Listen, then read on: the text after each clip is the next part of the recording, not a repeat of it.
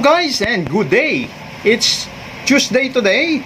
At syempre pa, i-share ko sa inyo guys kung ano yung mga pinagagawa namin dito sa loob ng engine room. At syempre pa guys, ang umaga natin lagi ay nag-uumpisa sa toolbox meeting bago tayo mag-proceed sa kanya-kanyang mga trabaho. At syempre pa, nag-carry out na tayo ng toolbox meeting at napag-usapan namin kung ano yung mga dapat na ginagawa.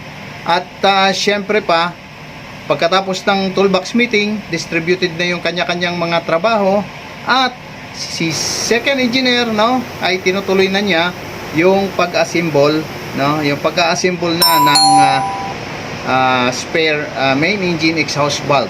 So after niyang mahasa yung valve spindle at saka yung valve seat, ngayon ina-assemble na niya guys, para mayroon tayong ready spare anytime.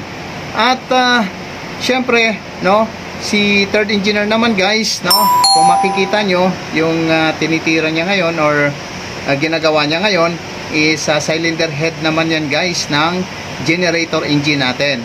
So ganyan guys, at yung isang spare cylinder head natin sa generator nire-reconditionan niya at ayan guys, isa na lang natitira sa tatlo. Yung dalawa guys is ready na. So nagawa na yon, so ito na lang yung natitira, yung isa. At kung makikita nyo guys, naghahasa din siya ng mga inlet tsaka exhaust valves. At syempre pa guys, yung naman natin, si fourth engineer naman ay na-assign naman siya para linisin yung cooler ng compressor natin, gawa nga ng laging nag-overheat. At chinek nga natin doon at na-find out natin kung ano yung problema. So in-adjust natin yung three-way valve kung saan nandoon talaga yung problema. So kailangan lang namang adjustin. So chinek ko at ayun, na-analyze ko na yun ang problema. So in-adjust natin guys. So okay na guys ngayon. So that's it for today guys.